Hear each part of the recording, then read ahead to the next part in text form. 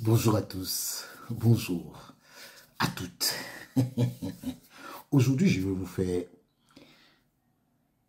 écouter le président de la Fédération sénégalaise. Il dit certaines choses concernant les relations entre la FIFA et la CAF. Et il a dit beaucoup de choses qui ne sont pas vraies. Je vais d'abord vous faire écouter ce qu'il a dit. Après, je vais vous dire, pendant qu'il parle, je vais vous dire qu'ici, là, il ment, ici, là, il dit vrai. Écoutez. Alors, maître, bon nombre d'observateurs estiment que la Confédération africaine de football est sous la tutelle de la FIFA, qui vous impose une certaine décision, modifie vos calendriers. Alors, ils font, en tout cas, voilà, ce qu'ils font avec la CAF. La FIFA, ce qu'elle fait avec la CAF, elle ne le fait pas forcément avec d'autres fédérations.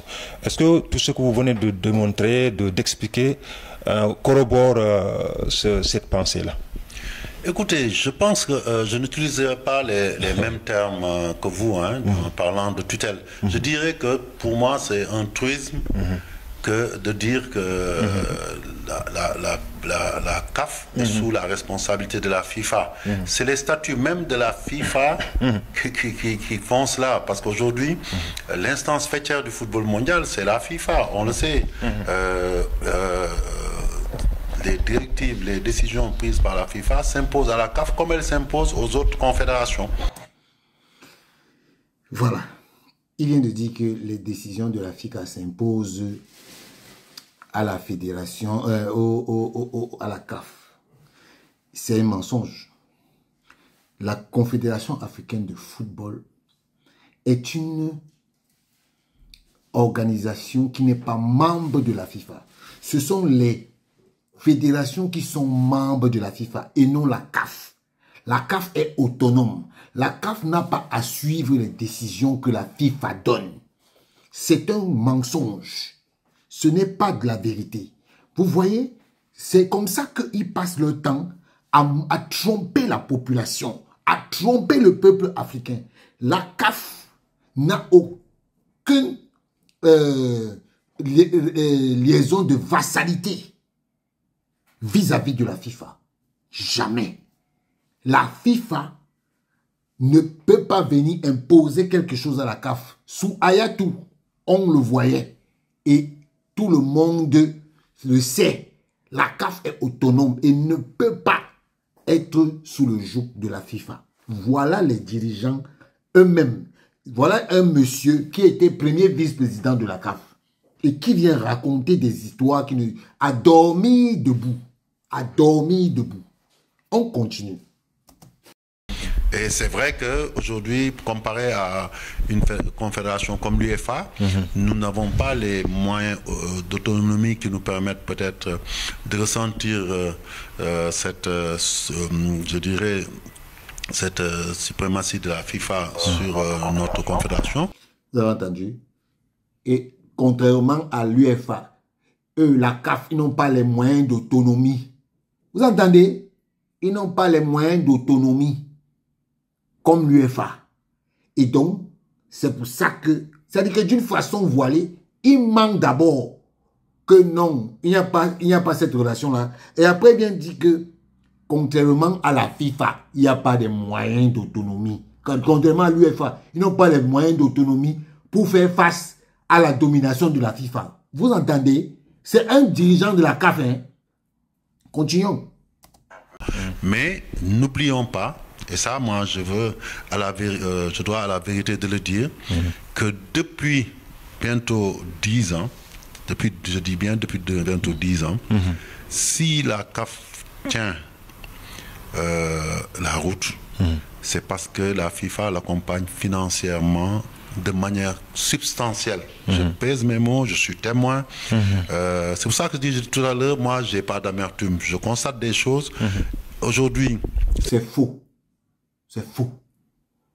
La FIFA ne donne pas 5 francs de plus qu'elle ne donne à une autre confédération.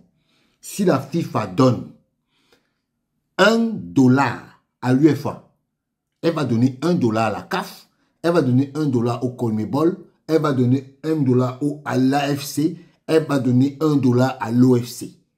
À toutes les confédérations, la CAF va donner $1.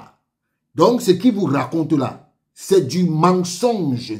C'est un gros mensonge. Je vous dis que voilà les gens qui disaient qu'ils veulent diriger le football africain. Les voilà. Ils ne sont même pas capables de connaître les règles de la FIFA. Ils ne sont même pas capables de vous dire la vérité sur un certain nombre de choses. Vous voyez les dirigeants du football africain qu'on a. C'est lui qui voulait aller au conseil de la FIFA. Hein. Donc, il voulait aller au conseil de la FIFA, demander l'argent à la FIFA. La FIFA ne va jamais donner 5 francs de plus à une fédération, ni à une confédération. Quand il vient dire ça là, il est en train de vous dire de façon voilée que, oui, la FIFA a le droit de venir parler à la CAF. C'est le premier vice-président de la Confédération africaine de football qui vous dit ça. Et quand je disais depuis longtemps que la FIFA contrôle la CAF, vous croyez que c'était quoi? C'est ça. C'est ça. Est-ce que vous savez qu'à la CAF, les ordinateurs des employés de la CAF, c'est écrit dessus FIFA. Est-ce que vous savez ça? Quand le directeur financier de la CAF fait un rapport, dès qu'il appuie sur entrée, une copie à la CAF, une copie à la FIFA. Voilà les dirigeants du football africain que nous on a, qui sont les vassaux de Gianni Infantino. Les voilà. Les voilà. Et vous dites que le football africain, vous croyez que quand Gianni Infantino va discuter le trophée de la CAN pour donner au président de la République ivoirienne, vous croyez que c'est fait, c'est exprès? C'est sa confédération. C'est sa confédération. Et voilà les gens qui acceptent ça. Les voilà.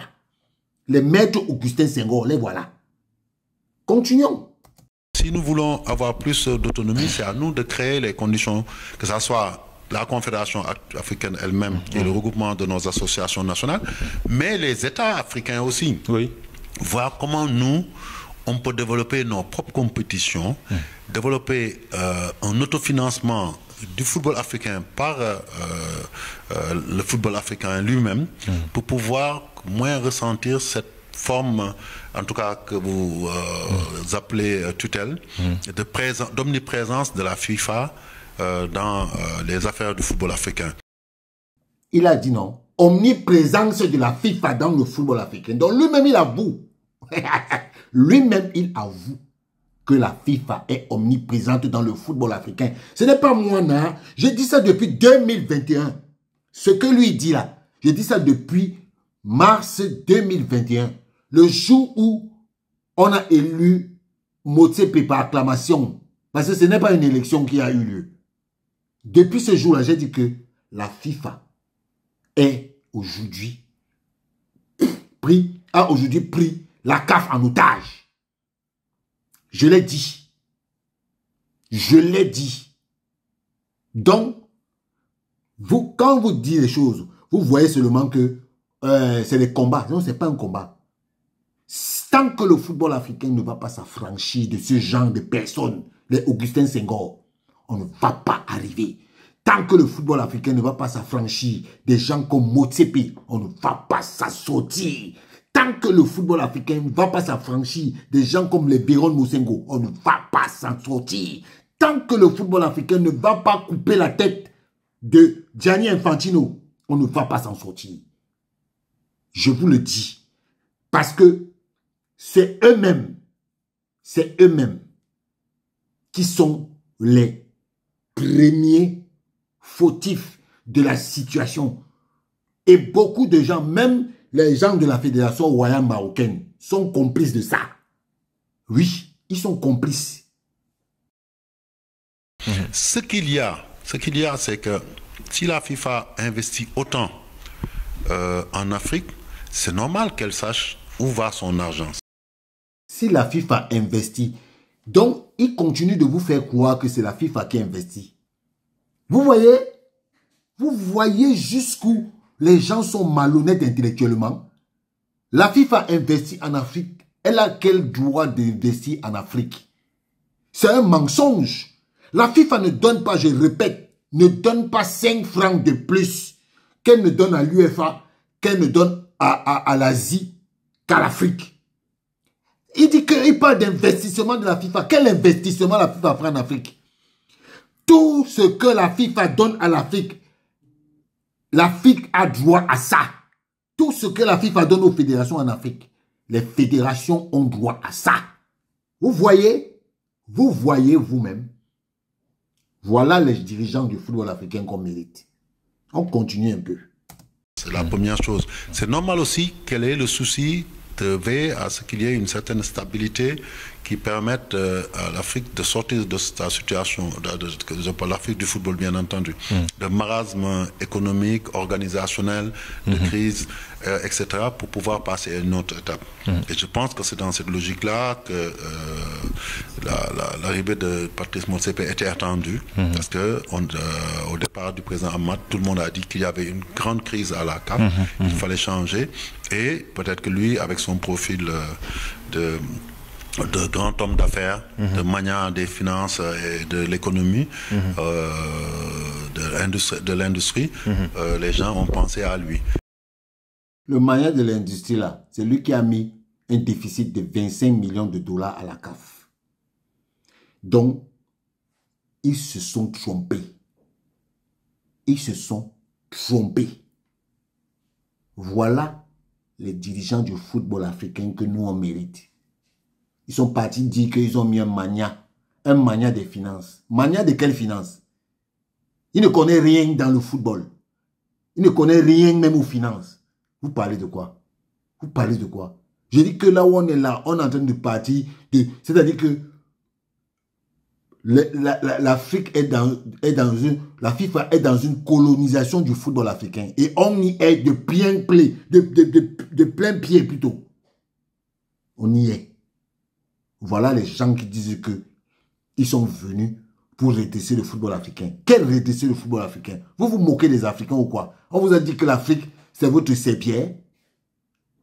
Dites que vous êtes là pour gagner votre argent, c'est tout. Parce que même quand ils voulaient être membre du conseil de la FIFA, ils ne voulaient pas être membre du conseil africain pour les intérêts de l'Afrique. Parce que quand tu es membre du conseil de la FIFA, c'est 250 000 $ à l'année qu'on te paye. Oui. Donc ce n'est pas pour le bien de l'Afrique qu'ils sont là-bas. Ils sont là-bas pour le bien de leur propre poche. C'est ça. C'est ça. Voilà. Ça, c'est l'Afrique du football que nous on mérite. Des dirigeants qui sont là pour leurs intérêts personnels. Tant qu'on ne va pas dégager Motsepe, Gianni Infantino des instances du football en Afrique et au monde, on aura toujours les problèmes.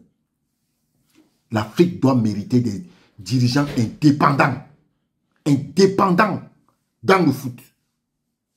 Parce qu'ils ont des casseroles. Ils savent que s'ils lèvent la tête, on va couper parce qu'ils ont des casseroles. Vous croyez que c'est pour rien qu'on fait des audits tout le temps? C'est pour les piéger. C'est pour les piéger. Voilà. Donc, voilà les dirigeants du football africain que nous on mérite. Ciao.